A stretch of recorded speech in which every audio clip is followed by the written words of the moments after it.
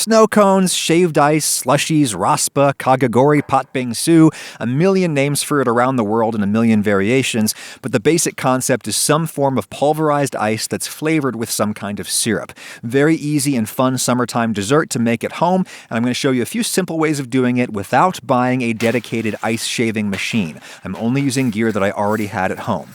Fruit syrup, whatever fruit you want into a pot. These are cherries, strongly flavored fruits like berries or citrus usually work best. No need to pit or peel anything, just throw in a little water, at most enough to cover. Put the heat on high, and the water is just there to keep the fruit from burning on the hot pan surface before it's had the chance to release its own water. Then you just boil the fruit until it starts to fall apart. A delicate berry might just take a couple minutes. Cherries like these are more robust, they took 20 minutes, but you can help things along by taking a masher and just smushing things a bit. If the pan ever starts looking too dry, too thick, stuff might stick to the bottom and burn, so put in a little more water. I think you want the fruit just soft enough that you can easily press all the juice out of it, but if you cook it for way too long, it'll start to dull the flavor. So when it's just soft, pull it off the heat. Get yourself a bowl of some kind and a fine sieve on top.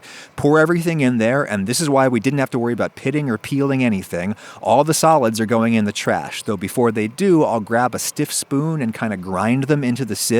You'll be amazed how much more juice you can get out this way. Now I'll take my little pot and rinse it out just to get rid of any chunks I don't want in my syrup. Back on the stove it goes, and in goes the juice. The quantity of sugar you want is up to you and will depend on how sweet the fruit already was, how much water you did or did not boil out. I think a roughly equal quantity of sugar is probably the maximum of what you'd want, but be conservative. You can always just taste and adjust later. Just bring that to a boil on high, get everything dissolved, and you'll know enough water has evaporated and you've got about the right sugar concentration. When the bubbles start to stack on top of each other like that, that's a light syrup right there. Pull that off before it bubbles over. When it's cooled a bit, you can very cautiously have a taste. That's got enough sugar for me, but I think it needs more acid, so I'm going to supplement the cherries with lime juice. Remember, we're using the syrup to flavor a completely flavorless substance, water ice, so by itself it should taste way too sweet and way too tart. Mason jars are great for storing this, but pour it in whatever. It probably should be covered and refrigerated to be safe, and if you're in a hurry to use it, the fastest way to cool it down is in a bowl of ice water. Just give it a stir every now and then. Now, how do we make snow in our house? Let's try the food processor first. Dump in some ice cubes from the freezer and pulse it a few times. Very loud. Look inside. As is typical for food processors, there's a few large chunks that are just spinning around and not hitting the blades.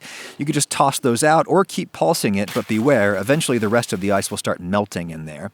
Put that into a little cup and pour in some of our cherry syrup. It should look like not quite enough syrup at first because it'll keep slowly spreading through the ice as you eat. That's tasty, but the chunks are kind of big, like tiny pebbles. Let's try the blender. Blenders are more narrow, they have smaller blades, and they often have ice-crushing settings on them. See, that automatically pulses the blade. Very easy, and there's no giant chunks escaping the blade. That's got a finer consistency, almost like natural snow. That's definitely my favorite of the two options. But what if you wanted something more like Hawaiian shaved ice? Wide, thin flakes? Well, you could fill up a pan with water, the wider the better, throw that in the freezer for a few hours, and when it's good and solid, you get it out, and it's time to shave the ice, am I right? Nah, that wouldn't actually work. But Harry's is the sponsor of this video, so let me take a moment to thank them. I'm a Harry's man all day long, have been since long before they started supporting my work here. They're simply the highest quality shaving products for the money. The founders, Jeff and Andy, realized that razors were getting way over-designed and overpriced, so they bought a blade factory in Germany, and now refills of these crazy sharp blades start at just $2. I love the weighted handles and the textured grips. I love the kind of mature, manly fragrances the personal care products have. This is like the only body wash I can find that doesn't make me smell like a 38-year-old frat boy. And hey, in these crazy times, Harry's is donating $1 million in shaving supplies to hospitals. Masks do seal better over clean-shaven faces. You can get a trial set just like this one from Harry's for just $3 if you follow my link in the description. That's a great deal, and you'll be doing us both a favor. $3. Harrys.com/AdamR. Links in the description. Thank you, Harry's. And I have tried many implements for shaving ice like this, but here's the clear winner, a large steel chisel. Just remember, whenever you cook with gear from the hardware store to wash wash it thoroughly first. A tool like this comes coated in a non-food oil. You just lightly scrape across the surface. Don't push too hard or you'll dig in and get big chunks. It works even better as the ice starts to melt and the water serves as a lubricant on the blade. Look at that. It's not as good as what you get from one of those ice shaving machines you can buy, but those are still some pretty wide, delicate flakes. Lauren was into it. The thing about it is, I always loved slush puppies as a kid. Yeah. But they were so sweet that they made your teeth hurt and made you feel kind of sick. And this is refreshing in the same way, but way better. Okay, let me give you some other ideas for flavors you could do. Kumquats, delicious little citrus fruit originally from China, a little more complex of a flavor than orange and more tart, which is good for this, and no need to peel or seed them or anything, straight in the pan. Strawberries would be classic. They're delicate, so they'll cook soft really fast, but to make their flavor a little more sophisticated, I'll reach for rhubarb. Looks like celery, tastes like bitter citrus, classic complement to strawberries in dessert. Blueberries, again, they cook real fast and their pigment will be very intense in a syrup. It might sound odd, but I think lemongrass is a fantastic complement to blueberry. Chop it up and in it goes.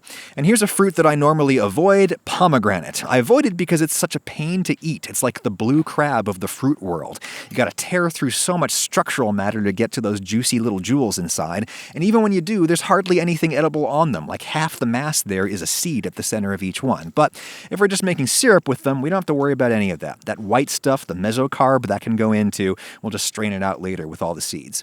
A little water in each pot just to get them started, heat on high, bring everything to a boil. Those kumquats have a pretty robust skin on them, so they'll definitely need some help from the potato masher. Go easy, they will squirt on you. Cutting them in half before you put them in would accomplish the same goal. Those blueberry skins are surprisingly tough, a little mashy mash. Same deal with the pomegranates. And in contrast, the strawberries turn to mush in just 5 minutes. They're done. Strain and grind, return to the rinsed pan. Don't let any of those get too dry. If they get too thick and concentrated, they'll stick to the bottom of the pan and burn in a flash. Keep them topped off with water.